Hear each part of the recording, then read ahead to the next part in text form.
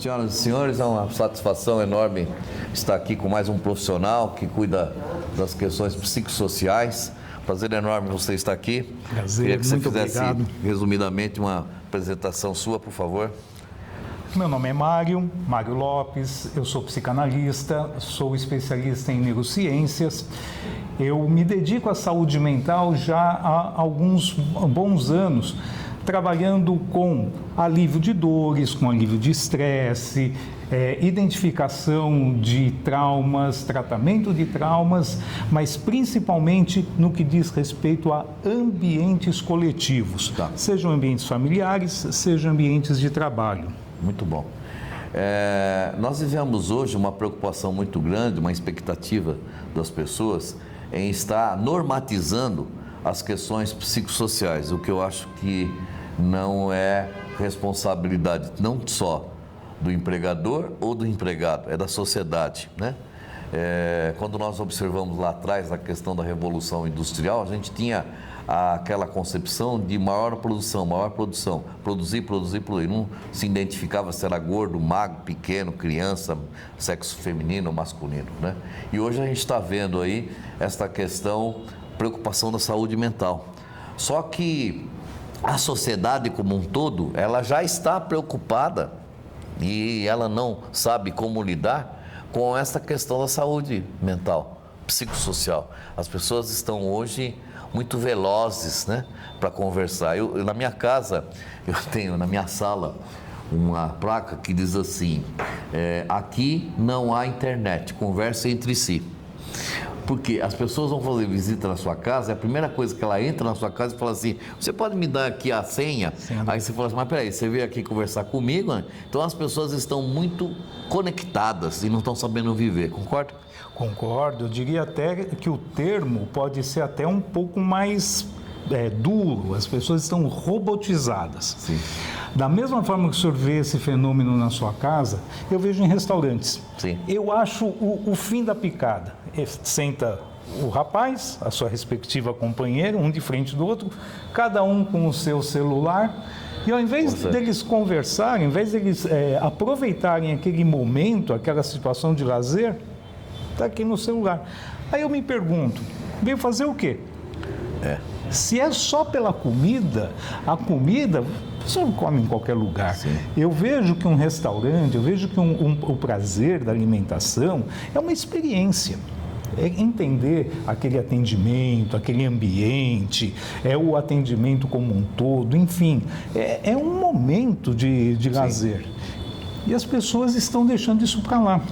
Me diz uma coisa, você tem observado aí, acho que nas mídias, nos últimos dias aí, essa questão de determinados seres humanos, uns imitando galo, outro imitando cachorro. Lá na China, por exemplo, tem uma cidadã brasileira que ela imita uma serpente. Ela está em todas as mídias mundiais, é um fenômeno. E ela se rotula como uma serpente, uma cobra, né? Eu acho que quando se chega nesse momento intelectual, né, é uma inobservância da realidade psíquica do ser humano. Que caiu o caos. O que você acha? Eu tenho uma crítica muito severa à rede social como um todo. Eu vejo a rede social, sim, como um dos maiores causadores de doenças, de transtornos mentais, por várias razões. É o lugar onde as pessoas mostram o que não são, que têm o que não têm e que fazem o que não sabem fazer. É uma necessidade compulsiva que as pessoas têm de mostrar um status ou mostrar uma performance que não é dela. Sim. Então, a pessoa vai lá e posa do lado de um carro bonito, vai lá e fotografa como se fosse o carro dele. Em alguns casos até diz, olha o que eu acabei de comprar. É verdade. Então, é doentio. Tudo isso que o senhor falou e o comportamento habitual do internauta é extremamente doentio. Se o senhor me permite, eu vou falar mais uma coisa. É doentio, inclusive, a ponto de prejudicar o sono. Muito se engana as pessoas que falam que o sono é para vagabundo. Tem que dormir pouco, porque imagina que coisa é essa? Não. É no sono REM, que nós fazemos uma verdadeira faxina neuronal. É nessa fase do sono profundo que nós consolidamos a memória. Então, fora baixar os mecanismos biológicos, dando um descanso, ele é responsável, sim, por prepará-lo para o outro dia, mental e fisicamente. A tela, doutor, ela simula o ambiente diurno. E simulando o ambiente diurno, ele retarda o sono. Retardando o sono, a pessoa muitas vezes não entra no profundo. Por isso que determinam as pessoas que usam aquela venda para poder pegar no sono. Exatamente. Em avião nós vemos muito disso, Sim. né? Então o que acontece? A tela é talvez o maior, ou um dos maiores causadores de transtornos mentais que nós temos. Está aqui, na mão da criança de 5 anos, está nas nossas mãos ou dos nossos pais. E as pessoas, elas passam 24 horas conectadas, elas não vivem. Isso significa o que, em última análise? Ansiedade. Um excesso de ansiedade. Não é por outra razão que nós temos 10% da população sofrendo de transtorno de ansiedade. Algo que a empresa não tem nada com isso. Além do que, eu tenho um neto hoje de 18 anos, né? E uma filha, que é a mãe desse neto.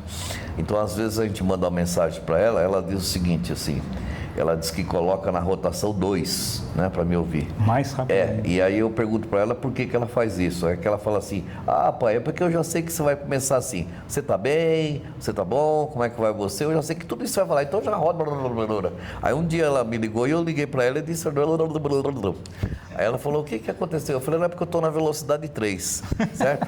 Então as pessoas estão numa velocidade tremenda que nem conversar tem paciência. Nem conversar. Imagina, doutor, nós somos a mesma geração, muito provavelmente. No nosso tempo, nós precisávamos ler profundamente, não uma fonte, mas várias fontes para entender um assunto.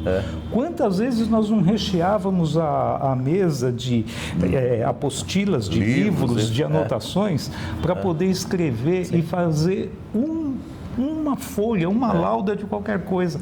Hoje, nesse mundo imediatista, eu nunca vi o conhecimento ser tão raso, tão superficial como hoje. Então, 3 linhas é textão, 2 minutos de vídeo é muito longo. O que o senhor consegue aprofundar em 2 minutos ou em 3 linhas? Então, nós vivemos um momento terrível, não só de saúde mental, mas de banalização do conhecimento. Você sabe que me preocupa muito, não sei se você tem essa minha preocupação, eu me preocupo muito com a geração daqui para frente. Sim, vai ser pior. Essa ela não vai saber, porque as pessoas hoje não sabem que dia que foi o dia do índio, o dia do hino nacional, às vezes não sabem nem o que é a bandeira, né? Então, os valores sociais, morais e cívicos, as pessoas, há uns tempos atrás, da nossa época, que a gente tinha na nossa escola uma matéria chamada OPB, era OMPB, então vocês OSPB, né? Hoje não tem, eles não sabem, eles não conhecem identificar o valor. Sendo assim, a sua análise hoje com relação à educação familiar perante essa evolução tecnológica? Não poderia ser pior. Eu acho que nós temos hoje uma abundância de estímulos que fazem com que a mente concorra, esses estímulos estão disputando a sua atenção. O mecanismo de atenção, nós sabemos que é um mecanismo absolutamente estressante, porque ele capta a informação para reter e manter o foco. Então, é muito estímulo e pouca profundidade. Valores que estão se modificando, nós estamos no meio de uma mudança cultural, não há dúvida disso.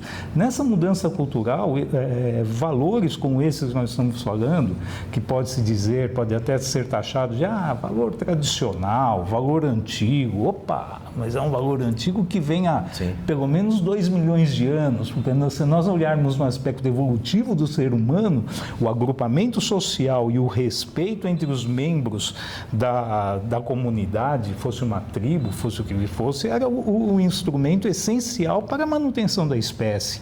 Então nós estamos perdendo isso. Isso é um ponto importante que a gente corre quanto tempo aqui, mas eu dou aula e eu sempre falo para as pessoas assim, há muitos e muitos séculos atrás, as pessoas viviam numa imensidão da escuridão. E elas não sabiam. A coisa era se enfornar numa caverna e depois sair rasteando para pegar comida. Aí, em dado momento, acabou as questões de alimentação terra mais fácil e ele começou a ficar um pouco mais ereto para ele poder pegar esses frutos e etc e tal. Aí, quando ele, sem querer lá, ele ouviu e descobriu o fogo, eles passaram, então, a pegar os idosos, para que os idosos passassem para ele as experiências. E essa experiência é que fez o aumento da civilização. Hoje você não respeita os idosos. Não respeita o idoso. E não sabe das experiências dos idosos. Não sabe. E acha desprezível. Isso. Na psicanálise hoje, mostra que essa troca de ideias entre o passado, o futuro e o presente, ela faz enriquecer a sua cultura, né? Sem dúvida. E hoje, como faremos? Nós precisamos reverter a curva de tendência, não tem muito jeito. É uma luta contra a tecnologia, contra a maravilha das redes sociais, contra o imediatismo, contra uma série de coisas que assumem um valor muito maior do que os valores que moldaram a construção da sociedade. O senhor falou de caverna, eu vejo hoje, nós estamos saindo das correntes, daquelas correntes que Platão colocou no mito da caverna. Soltamos os primeiros grilhões, estamos tentando sair daquele mar de escuridão, daquela mesmice, para buscar um modelo mais adequado para a sociedade. Só que a ansiedade é maior, né? Só que a ansiedade não deixa. E nós vivemos, inclusive, aquela situação. Quando o personagem volta da luz, ele vem mostrar, conversar com os companheiros dele, os amigos dele, sobre a realidade que tem lá fora, ele foi linchado. Sim. Ele foi agredido. Ele foi agredido por quê? Porque as pessoas acreditam naquilo que elas veem apenas. E respondendo à pergunta do senhor, é isso, nós estamos presos a uma visão que nós não conseguimos enxergar o além daqueles 3 centímetros da escuridão. Você acha que, quais seriam, vamos dizer assim, atualmente, na sua vivência profissional, quais as perspectivas que a gente tem dentro dessa sociedade e por esses problemas que a gente está achando? Você acha que isso vai piorar? Vai melhorar? Eu acho que vai haver um momento de acomodação. Sim. Todas as evoluções, todos os processos revolucionários, evolutivos, eles sofreram uma ruptura e depois saiu daí um novo modelo. É o tradicional em filosofia que nós chamamos da tese contra antítese e chegando a uma síntese que se transforma numa nova tese, uma antítese e uma nova síntese e assim segue a humanidade. Então eu acho que nós vamos alcançar esse equilíbrio. Esperamos que sim. Não será fácil, nem igual ao que nós estamos acostumados. O modelo social vai mudar. O modelo social vai mudar e vai mudar muito. Talvez o que freie um pouco essa mudança tão individualista seja exatamente os efeitos que estão acontecendo na saúde mental da população. Meu caro, queria agradecer você imensamente, sabe que o tempo nosso aqui é muito escasso, mas gostei muito desse nosso papo. Vamos marcar uma nova oportunidade para nós conversarmos novamente. É muito rico a sua propriedade intelectual e a gente discutir esse tema. Eu tenho certeza que faremos novamente outro. Com prazer. Muito obrigado pela oportunidade. Prazer enorme. Grande abraço.